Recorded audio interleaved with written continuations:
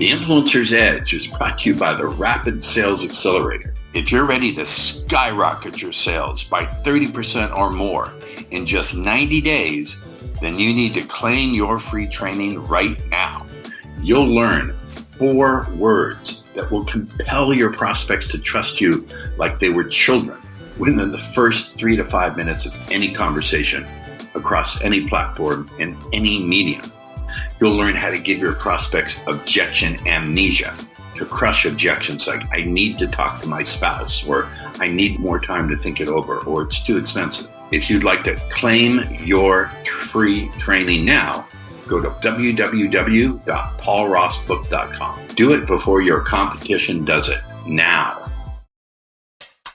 Welcome to the Influencer's Edge. This is the place where you come to get the latest breakthroughs, cutting-edge insights, tools, and techniques to leapfrog over the pack in sales, persuasion, and influence. Be sure you visit our website at www.theinfluencersedge.com. And while you're there, subscribe to us via your favorite network. Now sit back, tune in, and enjoy today's episode.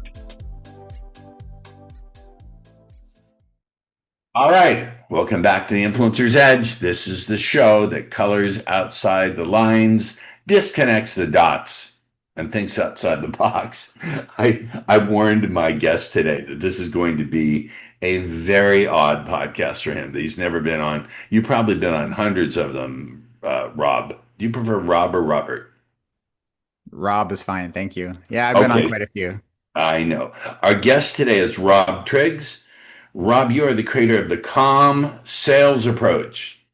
You've spent 20 years helping sellers build confidence and perform with clarity. Let's stop right there, because confidence is a word that people throw around, but to me, it could mean anything. What does confidence mean to you and to the people who you train and mentor and coach? What do you mean by confidence? Yeah, that's a great question. So, I had a mentor years ago that said, when you have realized how and why you're successful, then we can promote you on to being a sales manager and other roles. And so for me, what confidence is when you've been doing something for a long period of time, and actually it doesn't matter how long, you can do it forever and still not be confident. It means you've reached a point where you know why you're successful, you can repeat it, and you can actually teach others as well. And so I think when you're actually confident at something, you've arrived at that point. So it actually has an element or a strong aspect of competence. It's not just because you can be delusionally confident. You can think that, hey, I'm all powerful. I can stand in front of a moving train and not get hurt. And so you're really talking about a realistic certainty based on a track record and also competence. So that raises a question for me right away. How do you assist someone in having this when they have an actual deficit in skills? When a client comes to you, or I don't know if you work corporate or how your structure of your work is, but if someone comes to you, I would think you have to evaluate their skill set as well as whether they're sure of themselves. Am I getting that right? Am I getting that wrong? Am I on target? No, you're on target for sure. The reality is my whole role is helping sellers. So whether you're a salesperson working for a company or you're an entrepreneur selling your own stuff, you're trying to sell something. And there's a myth. People think they have to go read the latest sales book to get the latest sales skill for them to actually go sell. And there's some truth there. There are some skills like open-ended questions and things like that. But to be effective at selling, it's just connecting with another human being and just getting down to the genuine authenticity of connecting with another human being to understand what is it that they need, either for their business or whatever it is you're selling. And do I have what they need to help them? If they do, there's a match. Let's proceed. If there's not a match, let's end this. Let's not chase each other and waste time. So that's really it. So assessing skills for sure, but it's more about, are they being genuine and authentic as it relates to trying to meet with new people to see if there's a fit between what they sell and what that client potentially needs. Again, I'm going to offer you a little pushback because I know my audience loves clarity and specificity. I just know this. Okay. What do you mean What do you mean, Rob, by authenticity? Because that again is a term that can mean anything. And I just want to offer something before we get into it. I Sure. think there's situations, would you agree or disagree? There are situations where we better not be authentic. If, for example, a cop pulls you over and he's got an attitude, and what you really want to say to him is, take a flying Oh, fuck, you're yeah, not going to do exactly. that. You're going to say, yes, No. sir, no, sir. Or if grandma knits a sweater for Christmas or Hanukkah and it's just a disaster and she gives it to you, you're not going to say, what a piece of shit this is. I want a toy robot. You understand? So, Yeah. what is it? What do you mean by authenticity, and how does it show up in the people that you train after you train them? What I mean is just stop fucking around. Just be real with each other. There Like, you go. right? Like Rip your authenticity stuff is off. thrown around too much, right? It's like a Right, buzzword today. right. And so what it means is just be yourself, be real, be genuine. And if someone's messing around with you, say they're messing around with you, right? So we were taught a long time ago that customers lie. Customers lie to salespeople all the time, every day, because they don't have the guts to tell you what they're really thinking, feeling, and doing. That's what happens, right? So you're talking to a customer and you're trying to see if they're gonna buy what you sell, and they're just feeding you a line. They're feeding you along. They can't tell you that they really want to go with that first vendor they already met with 3 days ago. They go through the whole freaking meeting with you, and at the end, they say, "Oh yeah, we'll have the next meeting tomorrow." And sometimes you just have to say, "Hang on a second. This feels to me like you've probably made a decision to go with somebody else. And I want to ask you, if that's the case, Tell me. there's two answers I want. One is, you're absolutely right, Rob. We have decided to go with someone else. Okay, that's the first answer I'd love you to give me. But the second answer is the one I would really like, is you're moving forward with me. One of those two things, right? Which one is it? And so what you do is you give your customer permission to tell you the truth. Quite often they'll say, we're not going to work with you. We're going to work with this other vendor. You thank them for being honest. You thank them for not wasting your time. And then you launch into, tell me why you've chosen that other vendor. And then all of a sudden you start to get behind it and you can actually turn them around just by being honest. So authenticity works both ways. A seller needs to be authentic with the customer, and you need to give the customer permission to be authentic with you. If you can do that, now you're selling. You know, Jeremy Miner, who's some, I don't know if you've ever heard of Jeremy. I had him on my show a couple of times. I was on his show, and he talks about how there has to be conflict in the sale. At some point, there's going to be conflict, and if you make it conflict free, you're not going to get the truth from the. Excuse me, it's Jeremy. It's another guy named Joe Cesara who teaches people to sell. But he's actually looking for that moment of conflict because that's when the truth comes out. And what I'll share with you is I just had a situation with potential for time. And so he just tell me that I'm just able to see all of our this branch is say so I agree.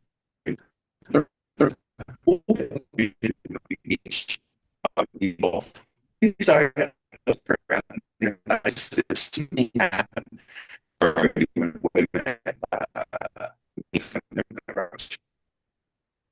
So you were breaking up quite a bit. So to be, I had a hard time hearing that.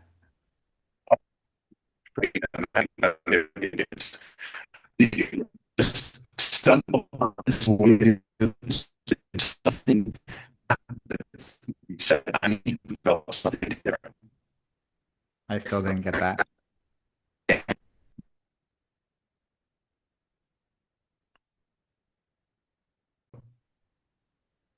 Okay. Tracy, just to edit that part out. All right. So my question for you is, this is a very different way of selling than what most people have been taught. My question for you is, did there come a moment in your old way of selling where you went, wait, this isn't working. I need to find a new way? Or is this always the way you did things? How did you come about this process of doing things? That's a great question. So when I first started selling, I went away and got sales training, and then I hit the road to go sell. And I walked into this office so that I could get past the gatekeeper. That's what we were taught to do. And I walked up to her and I tried to deliver this speech, this script that I was taught. And I stuttered and I mumbled and I just turned bright red and I got so embarrassed. I turned around and I left. Got in my car and I said, "This is crazy. Like I can't let this go." So I went back in and as I walked in, the lady's looking at me and she's got this big smile on her face. And I went over and I said, "Look, this is my first day in sales. I used to be a service technician. I used to be in sales. And I just want to know who's the person who buys the office equipment. I was working for an office equipment company. I'd like to meet with them one day and see if they're interested in buying what next time they're in the market for buying what I sell, I like to have the opportunity." Anyway, so she told me the name and then that was it. So I left and I said, "You know what? I just need to be truthful and I just need to be honest and open." So that's what I started doing. So instead of these different gimmicks and things, I just went in and I just talked to that person and told them what I want. And that was it. And that's what I did. Totally cool. See, for me, I want to know not just what people teach, but how they discovered it. You said you were a technician before you got into sales? Yeah. So I took a very unlikely path to sales. So Yeah. I was a service technician working for Xerox. Most people know that name of that company. Mhm. And so here I am, a photocopier guy. Because when I was growing up, I was this shy, quiet guy, right, in school. And I took a role that was what a shy, quiet guy would do, service technician. And as I matured and got older, I went into the training department at Xerox to do technical training. And while I was there, the manager of the entire training department that trained salespeople, managers, everything that Xerox was training on, he looked at me one day and said, "You should go into sales." And I said, "This hell no, I'm not going into sales." I said, "I'm not a shark and I don't tell jokes." and and he Oh, said, "No, no, it's changing. Customers don't want jokes told to them. They want someone who knows what they're talking about." So I said, "You know what? That I like that. Maybe I'll try." So I joined the sales ranks. They gave me the crappiest territory they could find, I swear, and off I went. And but I struggled. Like I was at it. Like I tell you that story. That story happened. It was a boot company that made boots. I remember the name. I won't say their name now, but I remember we used to cold call door to door back in those days. And I had to get out every day and cold call and build my territory. And so you needed to have a tough skin and a thick skin. yeah. And there was a lot of people back then that they were very extroverted people, right? That's typically the person you find in sales. And that wasn't who I was. So I had to adapt and I had to modify some things. And in the end, I ended up outselling everybody because the customers wanted to work with me. All I had to do was get over my own insecurities and things that were coming up in my mind and holding me back. And that's where I focused, and that's what I teach now. You make it, you said all I had to do as if it were a small thing. That's a big thing. Yeah, So that's fair. let's get into your process of client comes to you, you evaluate them. What are some of the methods you use to get them to use the calm? You to call it calm. Yeah, the calm. Yeah, it's an acronym. So it's clear, authentic learning methodology is what it stands for. And the word calm is really, really what it is because most salespeople get that pit in their stomach on a Sunday night and they're about to start their next week. And most of them have a Monday meeting in the morning with their sales manager, most likely. That's what I used to do. And so Monday morning comes, they're reviewing their pipeline. They don't have enough pipeline. They don't have enough deals. And this is what's going on. And so it's a very stressful place to be. And what I find is a salesperson's attitude and their mindset changes based on what they see with their eyes. So what I mean by that is, let's say their quota for the year is $1 million, and their boss has said, "Okay, we manage our pipeline so that we have 3-to-1 ratio. That means you need 3 times the number of deals or 3 times the revenue in your pipeline to your quota, and you're only at 1-to-1, and you're way behind year-to-date quota." So you're observing with your eyes, I'm not successful. And so what happens is your attitude starts to change because you start feeling like you're not successful. So then Right. you stop doing the things that you should be Right. doing. And not only that, Paul, you do the things you're supposed to do, but you don't do them with the same confidence, the same vigor, the same focus to detail. So what happens is it's a death spiral and you start going down, right? I'm laughing because I used to teach dating skills to men, and this is the exact same spiel I would give them. So, how do you break people out of that cycle? So we start with a vision session. So in my course, what they do is identify the vision of what they want. So you, and this is like the classic goal setting exercise that you do, but is you set a vision. What do I want? So if you're in sales, you must be in sales for a reason, right? You're probably trying to hit a certain income. And for a lot of people, it's not so much just the money, it's what do you want to do with the money? So maybe they want to take their family on a trip to Disney, or maybe they want to buy this dream house. Maybe they want to get this boat or a car, or whatever it is. So we go through the vision. So it's the why, right? Why, what do you want? Why do you want it? And then we identify the thoughts they have, the self-limiting beliefs that they have that are blocking them. What are the typical ones that you hear? So there's two. The main two are a weakness, money weakness, they call it. So it's someone's view of money people's view of money and their opinion of money is formed at a very young age. So when you're young, you either have been born into a family where money was plentiful. And in most cases, that's not the case for most of us, right? Most of us, it's have a hard time making the rent payment or the mortgage payment. No, Johnny, we can't go on that vacation. Dad just got laid off. And so what we learn is money is a resource that is not in abundance, right? So it's not like the tap. Water is something in abundance. For most of us, live in where we like. I live in the Great Lakes area, Toronto, and so water is plentiful for us. I turn on the tap, it comes out. You know, I brush my teeth with the water running sometimes, and so water is plentiful. People, human beings, most human beings feel money. There's a lack of money. Money's hard to get. So the money weakness is the biggest one. And how that manifests itself in a salesperson's career is they have a hard time telling us a customer how much things cost. I remember years ago, I was a sales manager and we had a list price and a floor price. And as soon as the salesperson knew what the floor price was, that's what they would sell it for.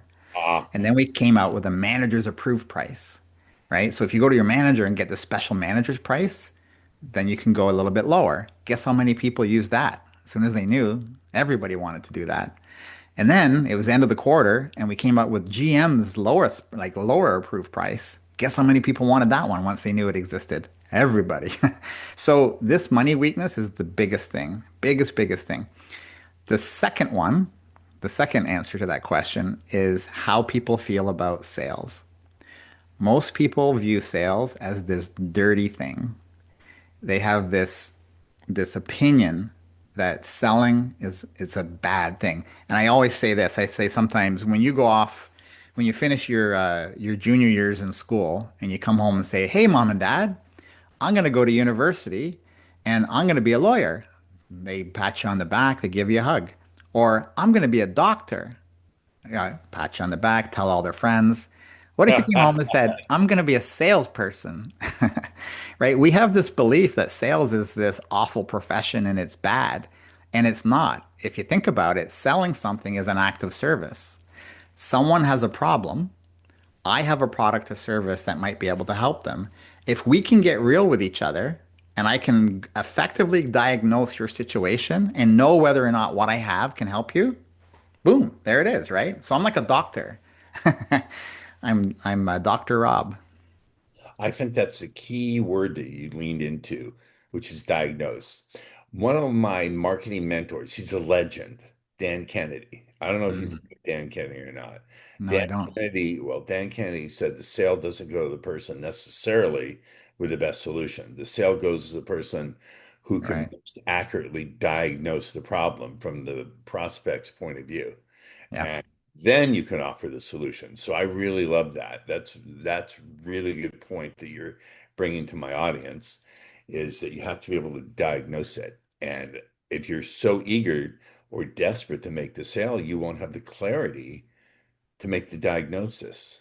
No, no. And it's not about the sale. I know this sounds cliche, but you really need to put the customer at the center of what you're doing, right? Because at the end of the day, they dictate what happens, and you can't make someone buy something, right? Maybe there's some extreme examples of where you could, but in a lot of cases, what you're doing is you're looking for that match between what is the diagnosed need that they have, and then how good are you at communicating better than your competitors how I can solve that problem? Because if they think that any of my competitors can solve it better than me, then they win. So that's the other piece is it's not just about diagnosing, it's communicating in a way that you're able to prove to them that we're the best option for you, right? And that has to be genuine. I and I'm just thinking, uh, in the people I've worked with, not just the sales world, but back when I taught dating and pick up the lonely, desperate guys, going for the close, asking for the sale is so hard for so many people because Right. that's when all the fear of rejection comes up. And Yep. my whole idea is I never get rejected. I just discover people want the gift or ready to receive the gift that I'm offering. That's how I look at it. Yeah. Yeah. It's interesting that you talk about teaching dating skills because when I'm coaching someone, I quite often use picking up girls in bars as the example, you know? I'm the original guy. I started that whole pickup community 35 years ago. I love You it. ever read a I love book I could have called used you. Yeah, well, I could have used me too. Have you ever read the book The Game? No. Oh, okay. Never Mm. mind. We are actually at our 30-minute mark, believe it or not. No, actually, we have a little bit more time. I thought we were at 30 minutes, so let's continue. Okay. So, what else do we need to know about your methodology? Let me ask you this. Where do your clients who come to you have the hardest time implementing? What is their biggest challenge putting your work into practical use? When they come to you and they say, I'm just stuck here, where are they stuck applying the calm method? Yeah. I think the biggest place is part of what I teach is mindset, is how to develop the right mindset to be successful. So, there's been lots of famous people over the years that have leveraged manifestation, mindset, those types of techniques. And I think it was Henry Ford, I think, said, if you think you can or you think you can't, you're right. And so Bob Proctor said, thoughts become things. I hate Bob Proctor with all my heart. So these are the things that people have a hard time with is if they don't believe that they can succeed at something, right, then they won't. If you believe you can succeed at something, and there's millions of examples of people over the years that have done that. So for someone who comes into my world and tries to apply what I teach, if I can't get them to shift even a little bit to just trust the process and believe a little bit, then it's harder for them to succeed. So that's the biggest hurdle. And how do you get them past that? See, I hear that. Let me back up. I've heard trust the process, trust the process, trust the process so many times. I can Hmm. only trust the process if I trust the person who's Yeah. teaching the process.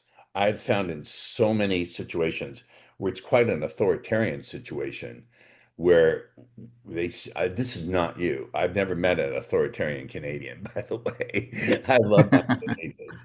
Yeah, I like to joke a Canadian is someone who you trip them and they say sorry. You're not wrong. Yeah, well, that's a stereotype. Where was I going with this? I need more coffee. The thought went right in and out of my head. My apologies to you. That's okay. That's My okay. apologies. Oh, I think we were talking about trust the process. Yes, How trust the do they process. trust? Yes, okay. How does that happen if they don't first trust the person who's administering the process? To make that more clear, let's distill that out into a practical. So, how do you get your clients who come to you for training to trust you? What is Yeah. the process by which they go, oh, I can trust this guy? Because you're not going to be confrontational or right out of the No. bat. So how do you do that with your people who come to you? Well, that's why I call my process the calm process. I'm just calm, cool, and collected. Because you're I look like innate. Richie Cunningham. I look like Richie Cunningham. I act like Richie Cunningham. Everyone loves Richie Cunningham from Happy Days. Um, Ourselves there. no, so to answer that seriously, um, it is you do have to trust, right? To trust to trust the process, you have to trust the person, and you do Right. need to. So my story, I lived this. I was this. I got the best, arguably, back when I did my sales training at Xerox 26 years ago, it was the best sales training available in the market at that time. In fact, we used to sell our sales training to other companies.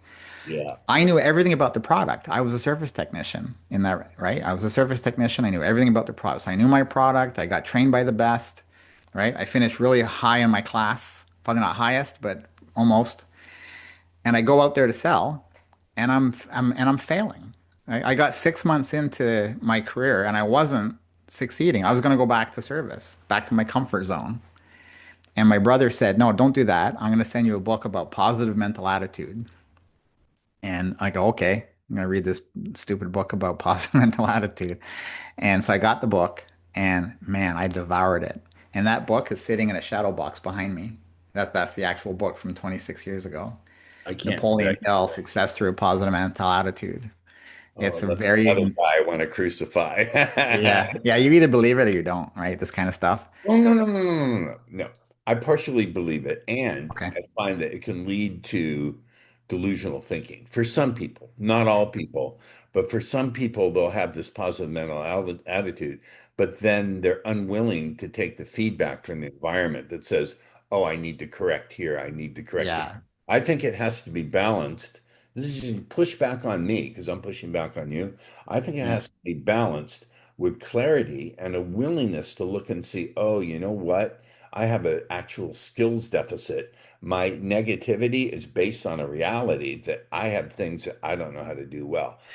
I'm not trying to be difficult with you. I'm just No, presenting. no, I don't feel you are. So you know what? It's kind of like the Disney movie Toy Story with Buzz Lightyear. I loved it. Right? Buzz Lightyear stands up on the thing and he thinks he can fly.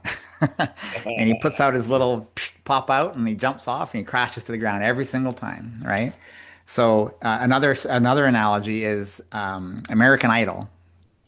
Yeah, I used to love that show because I loved it in the auditions. Because during the auditions, you'd have these people that couldn't carry a tune in a paper bag, I right? know. And they'd be so pissed off that they didn't get past the first Yes, round. And they'd yes, go out the door, and their families out there, and they're all upset that they didn't go through. They're living in this fake world that they're an actual singer. They're not. They're that's not a singer, Hollywood. That's right? Hollywood. That's what I'm talking about is different. So what I'm talking about is I was smart guy, motivated guy, well trained, knew my products, and I'm miserably failing at sales. I read this book and it's all about your positive mental attitude. So the only thing I changed was that. Because think about it, I didn't change anything else, No, right? So all I changed, and I ended up being the rookie of the year that year and the top sales rep of the year at Xerox. And that's no easy thing to do. no, it's a huge But corporation. then, Paul, I kept going every year. Like that was 26 years ago. I was there for 17 years. They promoted me, and I managed. Everyone wanted to work for me and work with me. And so something happened, and it was I don't just wake up in the morning and manifest, I'm going to get that deal and never leave my bed. It doesn't work that way, right? But belief is first, right? Belief that it's possible is first. And then there is a time when the evidence is telling you that it's not working, then you shift your strategy. You shift and use different skills or you go get different skills. But that's what I do, and I teach people how to do that. And so I did it. People that have worked for me over the last 20 odd years have done it with a lot of success. So I know it works. I can prove it. All right, now we have reached the end of our time. My audience is going to want to stay in the conversation with you. So, how did they stay in the conversation with you, Rob? Well, I'm all over social media, so you can catch me on LinkedIn, you can catch me on Instagram or Facebook, whatever your social media platform of choice is. I'm happy to share my contact information if anyone wants to talk to me. I have different tools that they could use to help them win deals. I don't just do mindset things, by the way, either. I have some actual tools that No, we've deployed over the years to win deals. It's called the Opportunity Accelerator. I love that. We'll put all the links in the show notes. Stay with me for a little green room chat after we finish the show. Ladies and gentlemen, once again, we have brought a guest who brings the heat, and tune in for the next episode of The Influencer's Edge. We'll catch you on the other side. Thanks now. The Influencer's Edge is brought to you by the Rapid Sales Accelerator. If you're ready to skyrocket your sales by 30% or more in just 90 days, then you need to claim your free training right now. You'll learn 4 words that will compel your prospects to trust you like they were children within the first 3 to 5 minutes of any conversation across any platform and any medium. You'll learn how to give your prospects objection amnesia, to crush objections like, I need to talk to my spouse, or I need more time to think it over, or it's too expensive. If you'd like to claim your free training now, go to www.paulrossbook.com. Do it before your competition does it now.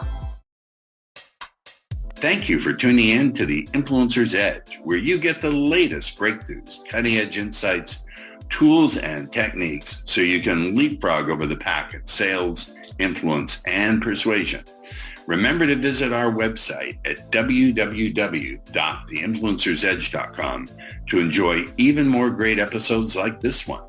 We look forward to seeing you again on the Influencer's Edge Show.